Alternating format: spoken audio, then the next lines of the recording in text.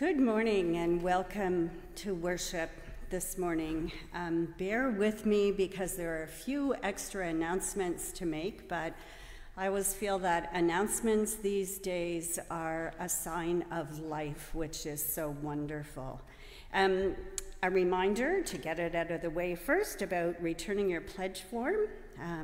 Receiving one from each of you, as you know, will ease the burden of the process of budgeting for the coming year. And I can attest to the fact because I have been negligent in the past. And if you're not able to fulfill your pledge any year, they don't show up at your door with handcuffs, just FYI. After worship today, 3 of us will be checking your QR code or your proof of vaccination in Lusk Hall. The reason being, as winter approaches and as we open up for other events, we would like to have a master list of people who have shown us those things, because once we reopen with larger numbers, the government requires we check those things. So we're going to be doing it on an ongoing basis over the next few weeks so that when you enter on Sunday morning, things will be much less complicated and you'll be able to attend other events in the church. So if you want to come to Lusk Hall, just stay safely distanced. Cindy and I will be checking those with QR codes. Louise will be checking those of you with paper certificates or laminated certificates. So that one more step toward making life easier. Let me see. Our Christmas tea and craft sale coming up 2 weeks, I think, the 27th. If you would like to volunteer for that event, we can certainly use your help. We don't necessarily know how or where yet, but speak to Herb, send me an email, send Tammy an email, send Julie an email, and we will certainly find a place for you on that day. Our sympathy this morning to Joyce Stevenson on the death of her brother in Vancouver this week. Our first 2 hymns today, I always like to warn you, they're probably not familiar to you. I did mention them in the Friday email so that you could Google them ahead of time and even listen to them on YouTube if you want. The good news is you're not singing the first 2 hymns yourself, but I love metaphor, I love images, and those first 2 hymns this morning are full of wonderful images of new life emerging from darkness and hopelessness. Again, we invite you to join in the singing of the last hymn, the reason being then you'll be leaving the worship space so that we don't have to worry about germs circulating. I do also just want to say to you, not only am I in contact with other Oakville United churches on a regular basis, but I belong to a group of choristers throughout the Toronto area. And this week the question was, how many of you are singing in church? And this is the whole Halton, Toronto region. Of the people who attended that meeting, only one other church is singing, and they're also singing the closing hymn. So I hope that makes you feel, for all the days you feel we're lagging behind, I hope that makes you feel we're one of the 2 churches who actually has started singing again. Too scared to swim, afraid I'll drown. It's a scary business these days to be a faithful follower when we don't know where the call might take us. But we take the plunge, trusting our spiritual lifeguard is always watching. Our opening hymn, River Running in You and Me.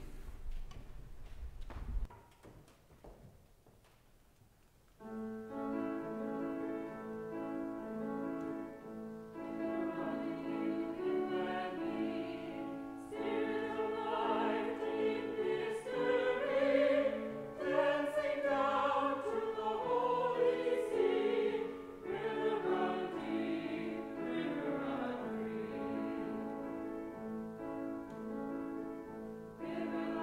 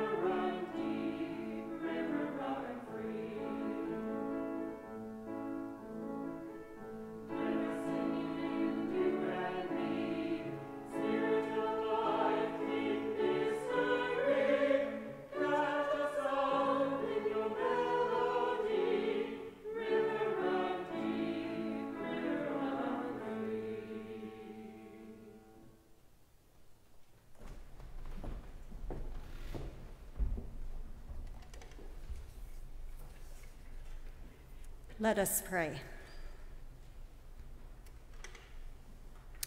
Here we are, God, in this brief lull between our time of remembrance and the busy season ahead.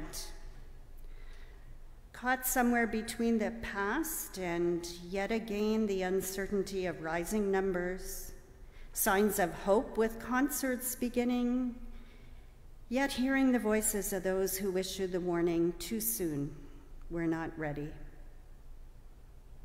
In the midst of all of that, may we remember that this is the season when we anticipate your coming once again. And it is you, Holy One, who will speak truth to us. Truth that goes beyond any truth human voices think they can offer. Truth of joy that comes out of sorrow. Hope that grows out of fear. And new life that emerges when all seems lost.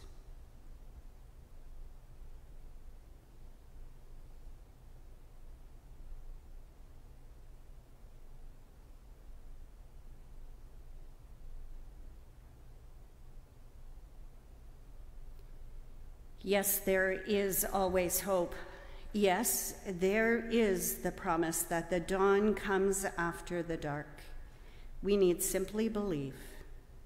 Thanks be to God. This morning we read once again from the Gospel of Mark, reading from chapter 13, and again, just a reminder that I'm on a bit of a metaphor theme today. So the sermon will be a rather metaphorical reflection on this passage. So those of you who are concrete thinkers, if you need to get up and leave now, I won't be offended. As he came out of the temple, one of his disciples said to him, "Look, teacher, what large stones and what large buildings." Then Jesus asked him, "Do you see these great buildings? Not one stone will be left here upon another. All will be thrown down." When he was sitting on the Mount of Olives opposite the temple, Peter, James, John, and Andrew asked him privately, "Tell us, when will this be? And what will be the sign that all these things are about to be accomplished?" Then Jesus began to say to them, "Beware that no one leads you astray. Many will come in my name and say, 'I am he,' and they will lead you astray. When you hear of wars and rumor of wars, do not be alarmed. This must take place, but the end is still to come. For nation will rise against nation and kingdom against kingdom. There will be earthquakes in various places. There will be famines. This is but the beginning of the birth pangs." Through these words, God's voice is heard.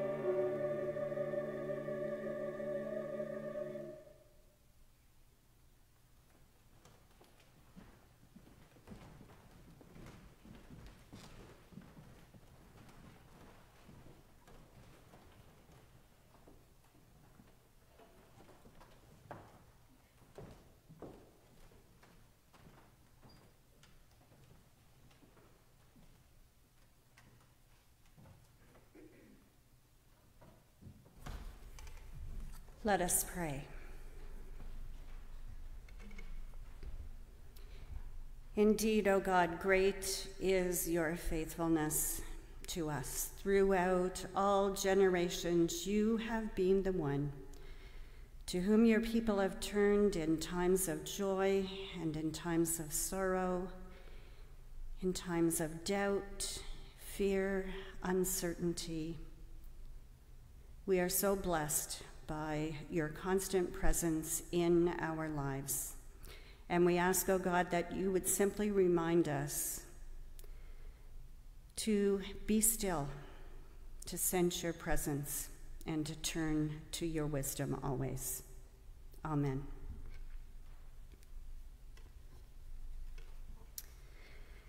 My heart and mind have often been drawn back to Quebec lately. In fact, this week I'll spend a few days again in that province I so love. It's hard not to look back with fondness on 15 years raising a young family in a beautiful part of the world. I regret that new ministers in the United Church are not sent somewhere these days for their first posting. I know, a slightly archaic and traumatizing tradition, but one for which I am very grateful. I will never forget sitting by the phone all day long. Those were days before cell phones, literally sitting by the phone, waiting for that call that would tell us where we would be spending the first 3 years of our ministry. We were so fortunate that just as there was a steady stream of traffic down the 401 from Montreal to Toronto, we wanted to be headed in the opposite direction. I loved those years, I loved those people, but more than that, most importantly, I learned so much about the resilience of the Christian faith that has served me well. We were told that working 2/3 time each, we would serve 2 pastoral charges, a total of 6 churches spread out across about 100 kilometers of the eastern townships near Bishop's University. No one mentioned the other 6 churches that had officially closed but still wanted special summer and high holiday services, and of course funerals and baptisms. I never saw my children after 5 p.m. on Christmas Eve until the youngest was 10 years old. So 6 of the 12 churches held occasional services, 3 others held summer services in the building, and the rest of the year met for worship in people's living rooms or kitchens. And 3 managed to keep their buildings open all year round during our time there. Tragically, the beautiful historic church in Sawyerville burned to the ground a few years ago when a pulp truck nicked the hydro line, which then simmered and burst into flames in the middle of the night. And now that congregation worships in the manse next door. You know, the story of these churches is not unique, as the Protestant church, like the English-speaking population in that province, has struggled to survive. But here's the lesson I learned while experiencing and then watching what seemed to be the demise of those beautiful churches. The buildings may have closed, and their closure may have seemed to be their demise. But the spirit of the Christian community, the dedication to the love and grace of God, shone forth through Jesus Christ, still lives on in those communities. Pretty amazing. When I was ordained, the church was thriving. It never occurred to me that it wouldn't remain a vital institution, at least in English Canada, during my working years. Ministry in my time as a 20-something-year-old was one of the secure professions you could choose.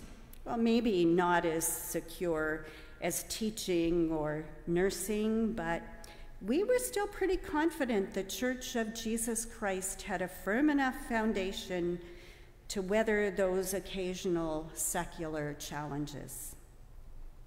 Just 25 years ago, when I moved back to Toronto and started doing ministry with children and youth, we had well over 100 children in our church school, and youth group was still a popular place to hang out on Friday nights.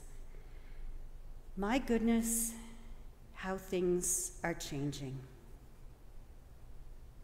Your council and those of us who have been working on the St. John's Project, which met weekly for over 4 months, right through the summer. Has anyone mentioned that before? We met weekly, right through the summer. We identified very quickly, as we looked at our current situation, the need to look outward to the community in a way more focused than ever before. You, long before me, have had a strong history of outreach here at St. John's. But our goal for the next phase of our life together is to have a focus for the whole congregation, for everything we do in our life together, which will take us away from an internal focus to meeting our own needs to an external focus congruent with the mission of Jesus Christ, which is to meet the needs of those who may never come through our doors.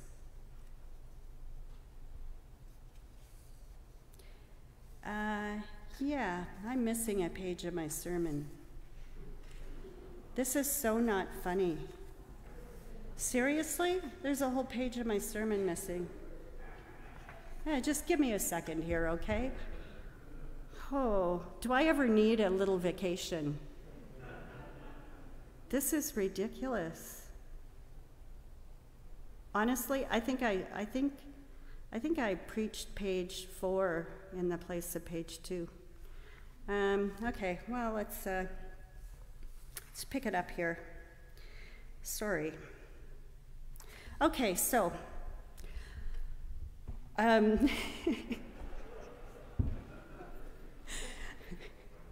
those of you who have experienced grief in your life, and I'm guessing that's all of us here this morning, if you haven't experienced grief of some sort in your life, I'm sure your time will come, because life is made of those difficult experiences. And grief, at its very worst, can steal from us all of that promise of the light of a new day. But in the midst of that feeling, we need to remember the good promises of our God. So too, as we face the uncertainty of this pandemic, which I vowed I wouldn't speak about this fall, as we face the uncertainty of what lies beyond it for our church, as we recognize the sobering fact that the number of funerals lately is outnumbering the number of baptisms and weddings in our church, the voice of hopelessness wants to speak loudly to us. The voice of hopelessness wants to tell us that the end times are closer than we hope or think they might be.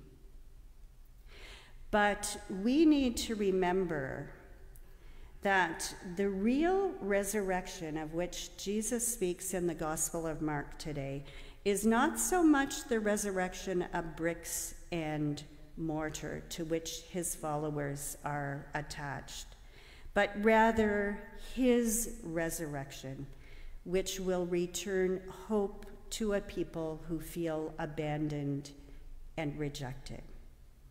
The temple, absolutely, he refers to the temple. Yes, it can be rebuilt, but it, like the magnificent structures in which we worship today, those are not what will ensure that faith will continue. Because faith resides not in this beautiful sanctuary, not in the Washington Cathedral, not in any mosque or synagogue or any other place that is designated for worship. Faith resides, it takes root, and it grows within each one of our souls. In 2 weeks, with the beginning of Advent, we mark what is known in the church as the beginning of a new year. Now, I feel I need to say this clearly because sometimes people, it's a funny thing, sometimes people only hear what they want to hear in sermons. So I want to be sure you understand, I am not saying that I do not love this building we call our faith home. I have worked hard with our council and our trustees to ensure a long and happy future for this church. If you haven't seen it, there's a picture somewhere of me painting the gold trim up in those windows in the balcony, high up on scaffolding. I love this building. But without neglecting the ongoing upkeep of the institution, I simply want to urge all of us over the coming year to turn our thoughts, our prayers, our hearts, and our energy to the community around us. Our focus on mental health will kick off this spring, and we'll be counting on all of you to find ways to adopt that focus through all you do in this place, in your programming, your meetings, your fundraising. Through a deliberate focus, we feel we can make the most impact on those in our community who need education and support through these trying times. As we find ways to work together with our other Oakville United Churches, again, we ask you to tear down the obstacles of worry and concern about what those joint efforts may mean, and simply enjoy the opportunity, the privilege to be part of the larger community of believers here in Oakville. If we're afraid of drowning, we can simply stand on the river bank forever, watching the others jump in, never daring to take the plunge ourselves. If you're not sure you can tread the spiritual waters ahead of us, then get yourself a life jacket so you can jump in too. River singing in you and me, spirit of life, deep mystery, catch us up in your melody. River, run deep. River, run free.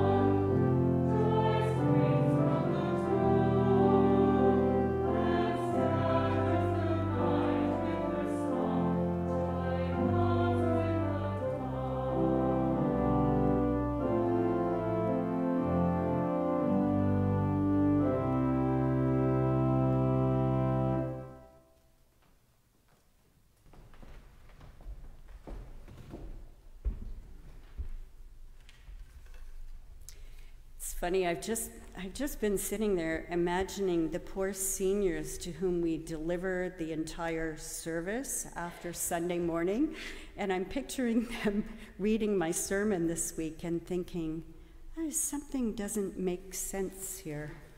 It's only happened to me once before, and that was when the choir thought they would be funny. So I used to leave all of my notes for morning worship on the lectern before worship began.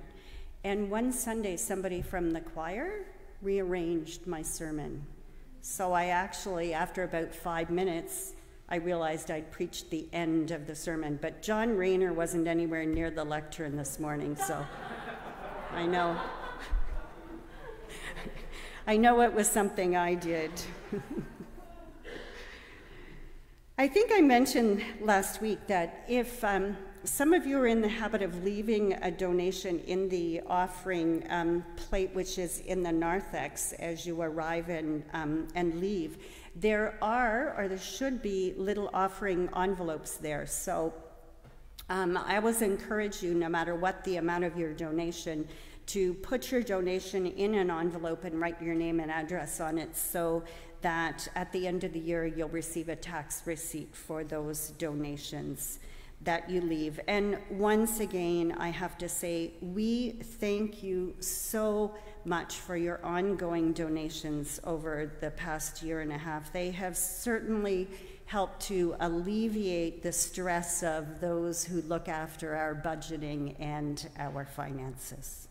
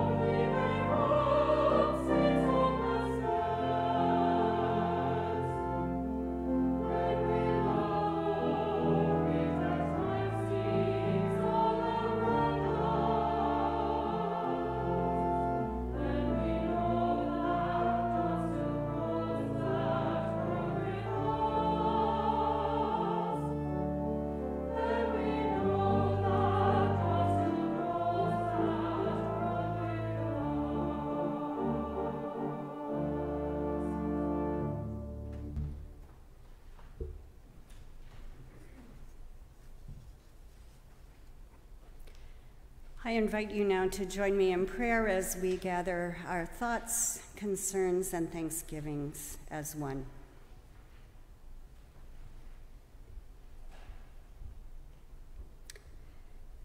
God, we're more than a little embarrassed these days to admit that it's all about the real estate. Those of us who own are sitting back feeling smug about how much we've made, through no smarts or hard work of our own, mind you. The market has behaved in our favor, and how fortunate are we to reap the benefit. After all, we pride ourselves in our institutions. We slave and scrimp and save to keep them looking their best because curb appeal matters. But the funny thing is, the bricks and mortar are only temporal, gone in a flash. too often the victim of a developer's dream. And then the question is, what's left? Have we spent as much time caring for the souls of those who have called our houses, our churches, our institutions home? Have we tended to the tender sprout of faith, the way we have tended the gardens seen by neighbors and friends?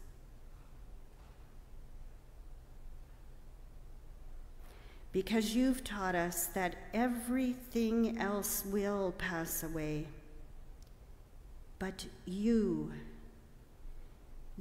Holy One, have the power to resurrect souls from hopelessness, fear, anxiety, doubt. You have the power to take relationships tattered and torn and mend them with the gentle but firm stitch of your gracious love. Remind us, Holy One, to put our faith and hope and trust in you, for you are the one who brings new life out of death.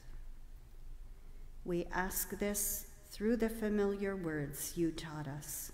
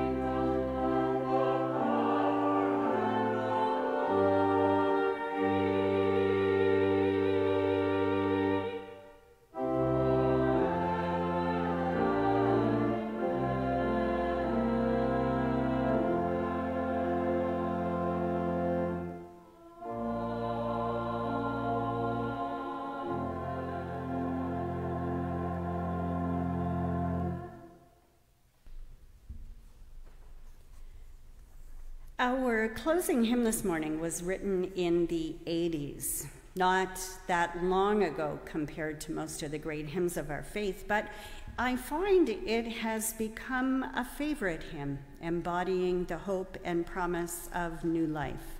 I'm going to invite you to remain seated, but you should have hymn books, and you're most welcome. Remain masked, please, but you're welcome to join in the singing of hymn number 703. Hymn number 703, In the Bulb There is a Flower. Thank you.